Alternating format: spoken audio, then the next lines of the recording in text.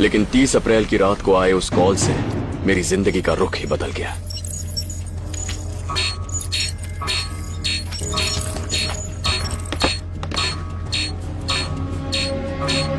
इतनी रात को डिस्टर्ब कर रही है। श्वेता, घर में सब लोग विजयनगर गए हैं, मैं अकेली हूँ घर पे और मुझे ऐसा लग रहा है जैसे घर में कोई भूत है। मुझे बहुत डर लग रहा है और ऊपर से अजीब अजीब आवाजें भी आ रही हैं। जब देखो तब बेकार की किताबें और भूत की फिल्म देखती हो, तभी तुम्हें ऐसा लग रहा है। नहीं यार, सबके घर में बिजली है, एक हमारे घर को छोड़ के। सच में यहाँ पर कोई भूत है, प्लीज तू मेरे घर आ जाना। मेरे घर वाले तो नहीं भेजेंगे। तू एक काम कर, घर में सारे दरवाजे और खिड़कियाँ बंद करके काली माँ को याद करके सो जा। भूत भूत कुछ नहीं होता है, समझी?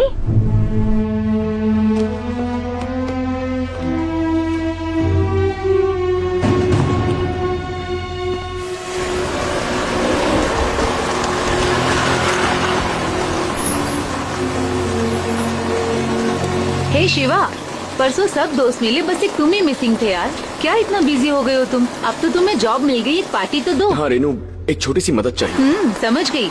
बिना मतलब के तो तुम कभी फोन ही नहीं करते। हाँ बोलो। इस वक्त कहाँ हो तुम? मैं घर जा रही हूँ। तुम्हारी बगल वाली गली यानी 19th एवेन्यू में एक बंगलो है, नंबर 32। वहाँ कोई लड़की है जो बहुत डरी हुई है। I think she needs some support. ठीक है, चली जाऊंगी।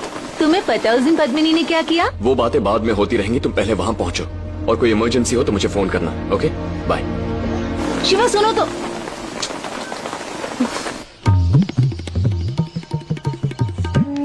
बाप रे बाप, जब देखो फोन। इसे रखो और पहले खाओ।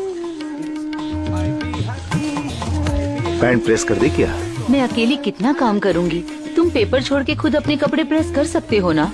लो बेटा, रोज खाना देती हूँ और तुम वैसे ही वापस ले आते हो। आज कम से कम खा लेना। इंटरमीडिएट में पढ़ रही हेमा नाम की एक स्टूडेंट और उसी की कॉलोनी की रहने वाली रेनू नाम की एक लेडी कांस्टेबल, दोनों का ही कत्ल एक ही घर में किया गया। हत्यारे ने इतनी हैवानियत से उनके टुकड़े टुकड़े किए कि उनको पहचानना भी मुश्किल हो गया है। इस घटना से वहाँ के लोग बहुत ही डरे हुए हैं। उनके अपनों का दुख देखकर वहाँ के लोग डर के मारे हेमा मदद के लिए चिल्लाई होगी और उसी एरिया में रहने वाली कांस्टेबल रेनू उसे बचाने के लिए वहाँ गई होगी, ऐसा पुलिस वालों का कहना है।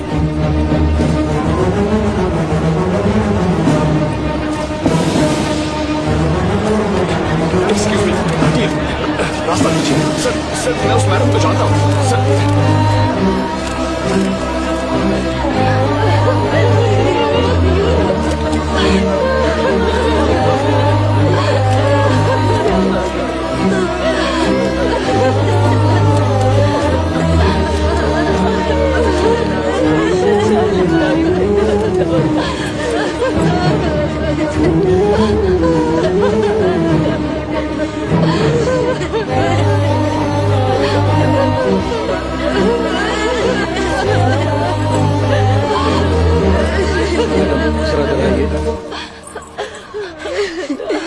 कैसे बताएं, कुछ समझ में नहीं आ रहा है। वहाँ 2 लड़कियों के शव बिना कपड़ों के पड़े हैं। उनके हाथ पैर बॉडी पार्ट सबके टुकड़े करके मिक्स करके रखा है। कौन सा पार्ट किसका है पहचानना मुश्किल हो रहा है। अगर उनके परिवार की कोई औरत अगर पहचानेगी तो हमें असेंबल करने में आसानी होगी। एसपी साहब ने मैसेज दिया, आप उन्हें समझाएंगे प्लीज?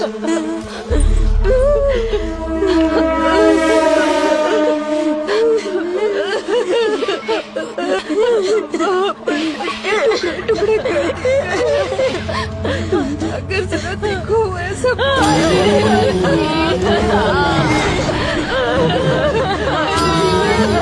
क्या हो गया? कोई रोक लेता।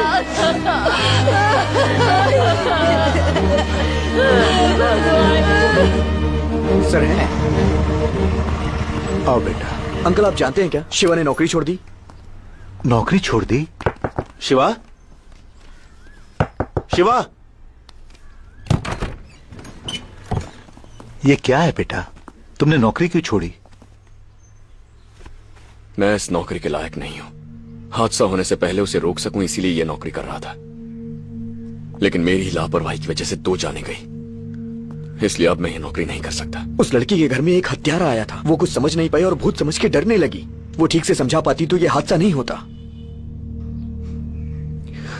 छोटी लड़की थी वो, ठीक से बता नहीं पाई, लेकिन मुझे तो समझना चाहिए था ना। मुझे खुद वहां जाना चाहिए था। आज तक तूने कितनों को बचाया है, पहली बार हम मिस हुए हैं। क्या कर सकते हैं? चल ऑफिस चल तू। नहीं यार, इस दुनिया में खुशी तब मिलती है जब हम अनजान लोगों की मदद करते हैं और उसके बाद उनके चेहरे पर वो खुशी दिखती है। ये काम हर पल उसी खुशी का एहसास दे रहा था, मगर उन दोनों की मौत के बाद ये नौकरी हमेशा के लिए छोड़ना ही मेरे लिए सही सजा होगी। गुनाह होने से पहले ही रोकने के लिए तुमने नौकरी ज्वाइन की थी ना? अच्छा एक बात बताओ, जिसने भी ये हत्याएं की हैं, क्या उसने इससे पहले हत्या नहीं की होगी? और तुम्हें लगता है कि वो आगे किसी की हत्या नहीं करेगा? ज्यादा मत सोचो, ये अंत नहीं है, ये किसी बड़े क्राइम की शुरुआत भी तो हो सकती है। जाओ बेटा, काम पर जाओ। बस ये सोच कर जाओ कि तुम आगे होने वाले हर क्राइम को रोक सकते हो। जाओ।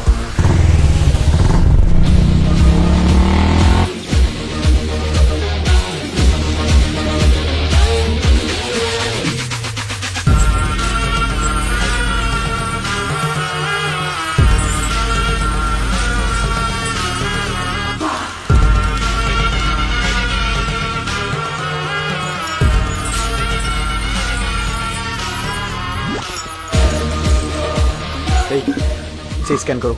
विनय, तेरे सिस्टम में उस लड़की का नंबर भेजा है, उसके व्हाट्सएप मैसेजेस चेक कर। ओके। और तू उसके सारे एसएमएस चेक कर। Okay Shiva.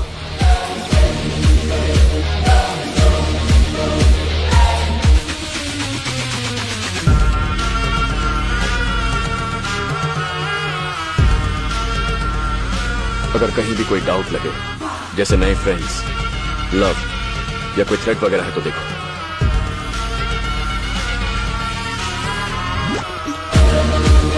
Hello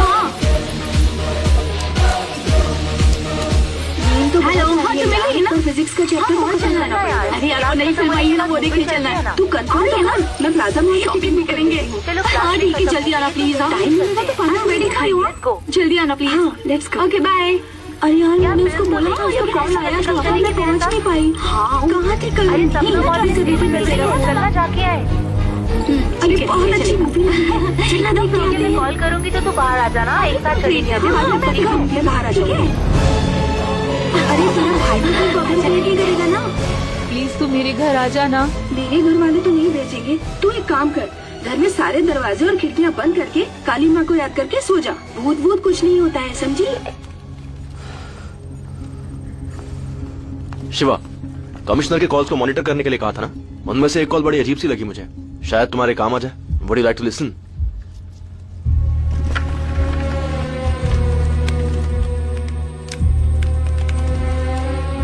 sir Sharma बोल रहा हूँ। बोलिए शर्मा जी। सर आपसे पर्सनली बात करनी है, अर्जेंट है। अरे शर्मा जी, फोन पर ही बता दीजिए। नहीं सर, बहुत इम्पोर्टेंट है, फोन पे कैसे? कोई बात नहीं शर्मा जी, बोलिए। सर, जिन लड़कियों का मर्डर हुआ है उस जगह पर एक कपड़ा मिला है। हमें शक था कि कातिल ने हथियार को उस कपड़े से साफ किया होगा, इसलिए हमने उस कपड़े को फॉरेंसिक लैब में भेजा था। वो रिपोर्ट आ गई है सर। उसमें इन दोनों के ब्लड सैंपल्स के अलावा और भी 8 लोगों के ब्लड सैंपल्स हैं सर। उनमें से 3 मेल ब्लड सैंपल्स हैं सर। सारे इसी महीने उसी हथियार से हुए हैं सर। मुझे लगता है कि ये किसी बड़ी मुसीबत की शुरुआत है। Sharma ji sir, do one thing. बोलिए सर। इस साल के जो भी मिसिंग केसेस हैं उन सब के डिटेल्स लेकर मेरे पास ठीक है सर, रखता हूँ। एक बात और शर्मा जी, इस बात को थोड़ा कॉन्फिडेंशियल रखिए। Okay sir.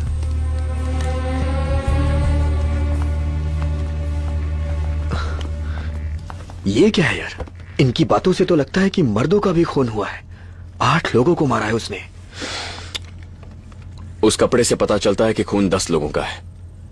शायद उसने और भी लोगों को मारा होगा। उस लड़की के मर्डर से संबंधित कोई सुराग मिल जाए तो वो कौन है, उसने सिर्फ 8 को मारा है या फिर ज्यादा लोगों को मारा है, ये पता लगाना बहुत जरूरी है। एक्चुअली हम जहां से शुरू हुए थे वहीं आके रुक गए हैं। वो लड़की कहाँ गई थी, किस वक्त गई थी, ये उस लड़की के वॉइस कॉल्स और मैसेजेस में है। उस वक्त और जगह को मैच करके सीसीटीवी फुटेज में देखेंगे तो शायद कोई सुराग मिल जाए। 3rd फ्लोर पे वो बंदा काम करता है, कौशिक।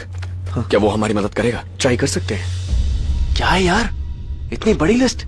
मैं अंदर क्या बोल के फुटेज कलेक्ट यार करूं? बहुत इंपॉर्टेंट है, किसी तरह हमारी हेल्प करो प्लीज। अगर पकड़े गए तो प्रॉब्लम हो अरे जाएगी। यार कुछ भी नहीं होगा, किसी तरह से चाहे बस। झूठ बोलो या धोखा दो, कुछ भी करो।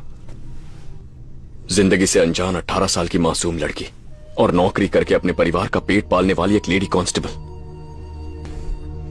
उन दोनों लड़कियों को मारकर, उनके बदन से कपड़े उतारकर, उनके शरीर के टुकड़े टुकड़े करके एक साथ रखे थे। और ऐसा आदमी आजाद घूम रहा है।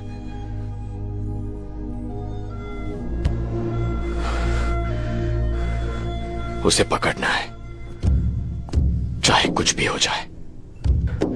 मुझे वो सीसीटीवी फुटेज चाहिए। हमारा ऑफिस -3 में है। मैं तुम्हारा इंतजार करूंगा।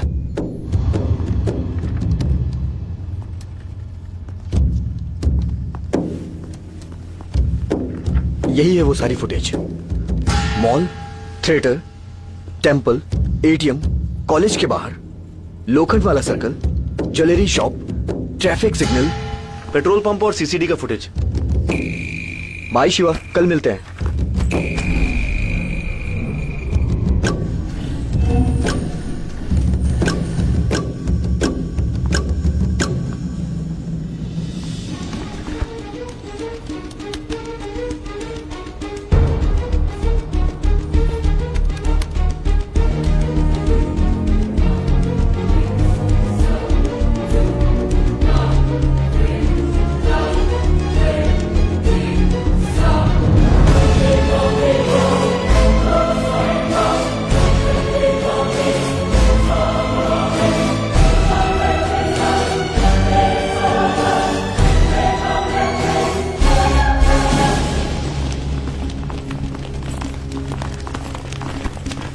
लगता है सारी रात ये काम कर रहा था। हाँ, देखो चेस खेल रहा है। हे, उसके बारे में कुछ पता चला? जरा गौर से देखो। ये आदमी कुछ लेने के लिए काउंटर के पास खड़ा है और किसी का इंतजार करते हुए एंट्रेंस की तरफ देख रहा है। तभी वो लड़की अंदर आके बैठ जाती है। इसने उस लड़की को देखा। वहां पड़ी इतनी सारी खाली कुर्सियां छोड़कर वो उस लड़की को देखने के लिए उसके सामने बैठ गया। वो लड़की जब अपने फ्रेंड्स के साथ बाहर निकली तो ये भी बिना कुछ खाए पिए वहां से बाहर गया और दूसरी तरफ से अंदर आकर लड़की का पीछा करने लगा। इसकी शक्ल ठीक से नजर नहीं आ रही। ये पार्किंग एरिया का फुटेज है, वो इसमें भी है।